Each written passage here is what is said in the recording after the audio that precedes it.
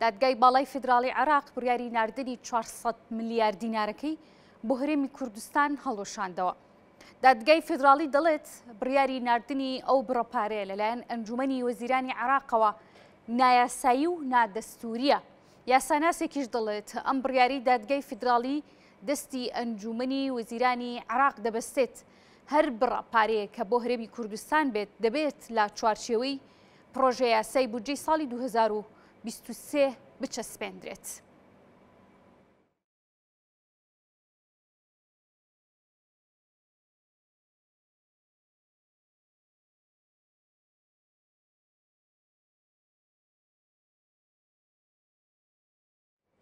لەسەرم بابەتە لەگەڵ بەڕێز حاکم سامان سەید عەتار کە بەڕێزیان شارەزایی یاسا و دەستورن گفتوگە زیاتر دەکەین. کاک سامان زۆر سپاس بۆ ئامادەبوون خوێندنەوەی جەنابتان لە ڕووی یاسایی و دەستوریەوە لەسەرم بڕیاری دادگای فیدراڵی چییە؟ سپاس بۆ ئێوارە باش.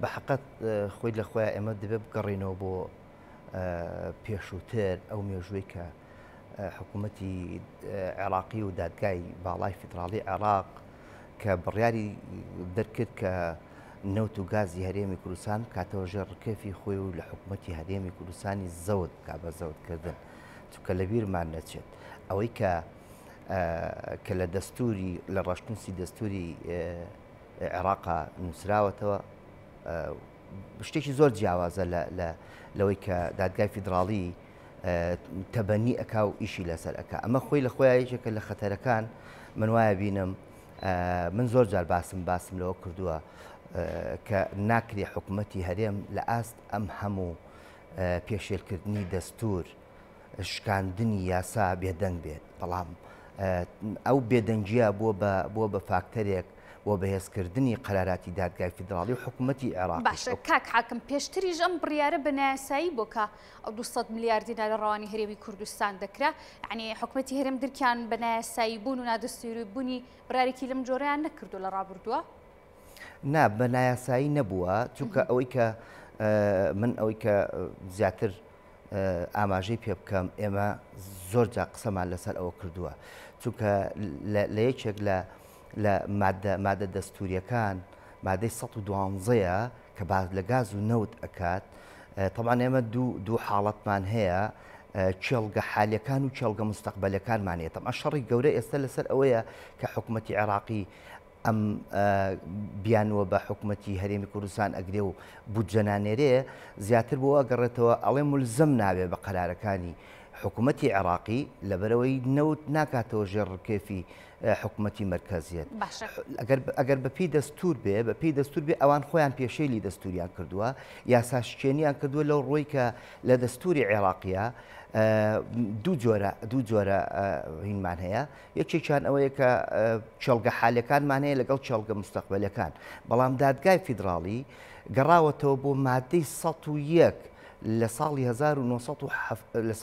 1976 کە ئەو کات حکوومەت مرکزیەت بوو دەسەڵاتی ڕەهایان هەبوو. بەڵام ئێستا حکوومەتی لا مرکزیەتە و حکوومەتی عێراقێکی فیدراڵە. لەبیرمان نەچێ لە فیدراڵیەتدا چێڵگە مستەقبەلەکان ئەوانن کە ئەکەوێتە ژێر زمنی حکوومەتی هەرێمی کوردستانەوە. چێڵگە حالیەکان ئەوانن کە پێشووتر حکوومەتی عێراقی توانیوێتی ئەو مەکاین و ئەوەی کە ئیشی لەسەر کردووە نەوتی دەرهێناوە. بەڵام ئەوەی کە زۆر سەرنجی ئێمەمانان وەکو یاساناس وەکوەوەی کە ڕائەکێشێ بۆی کە حکوومەتی عێراقی ڕۆژ بە ڕۆژ زەخت لەسەر حکوومەتی هەرێمی کوردستان دروستەکە. حکوومەتی هەرێمی کوردستانیش زۆر بێدەنگە لەو ئاستە چونکە نابێ بێدەنگ بێت. لەگەڵ بابەتێکی وەکو ئەمەی 400 ملیار دینارەکە کە لە ئانوساتێکا بووتاوی هەرێمی کوردستان و موچەخۆران چاوەڕێی ناردنیان دەکرد. پێویستە حکوومەتی هەرێم چۆن لەگەڵ ئەم بابەتەیە مامەڵە بکە لەگەڵ ئەم بڕیاری دادگای فیدراڵی؟ دەبێت حکوومەتی هەرێم بۆ بگەڕێتەوە سەرەتا بستە سەر مادە دەستوریەکان بە تایبەتی مادەی 112مان هەیە ئێمە و لە هەمان کاتە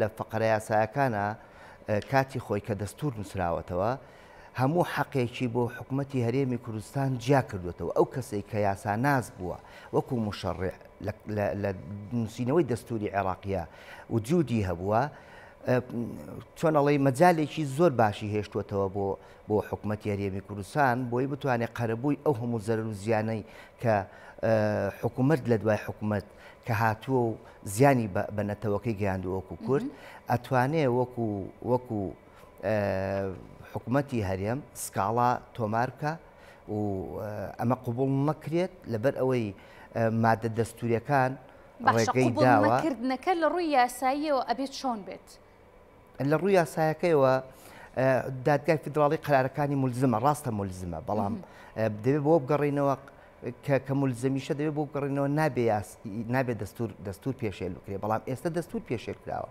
بۆ لەبەرەوەی تۆ گەر حکوومەتی عێراقی کاتێک کە قەراردەرەکەی وەکو دادگای فیدراڵی دەبێت مەجالێکی یاسایی بێڵیتەوە بۆ بەرامبەرەکەت کە ئایا هیچ مبەڕێکی قانونی ماوەتەوە یان نەماوەتەوە بەڵام ئەمان هیچیان نێشتوتەوە هاتوون ئەڵێ دەبێت هەرچی نەوت و گازی حکوومەتی هەرێم هەیە دەبێت ڕادەستمان بکرێ لە کاتێکە لە دەستوری عێراقیە باز لەوەکە ئەڵێ چێڵگە حالیەکان لە زمنی حکوومەت و دەسەڵاتی عێراق و مەرکەزایە چێڵگە مستەقبەلەکان ئەکەوێتە زمنی حکوومەتی هەرێمی کوردستانەوە لەبەر ئەتوانێت خۆی تەسەڕوفی پێوە بکە و ئەتوانێت عقد بکە لەگەڵ کۆمپانیا بیانەکان لەگەڵ وڵاتانی دەرەوەش لەبەرەوەی ئێمە عێراقێکی فیدراڵی بەڵام دادگای فیدراڵی ئەوەی لە بیر چۆتەوە یعنی دادگای اتحادی ئەوەی لە بیر چۆتەوە کە ئێمە لە مرکزیت دەرچوینە کاکە ئێمە ئێستا حکوومەتێکی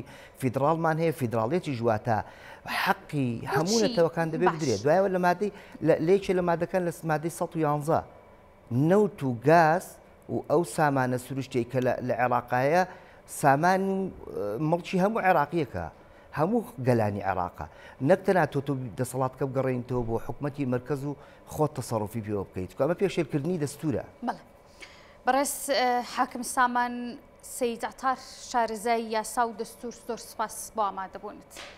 سپاس.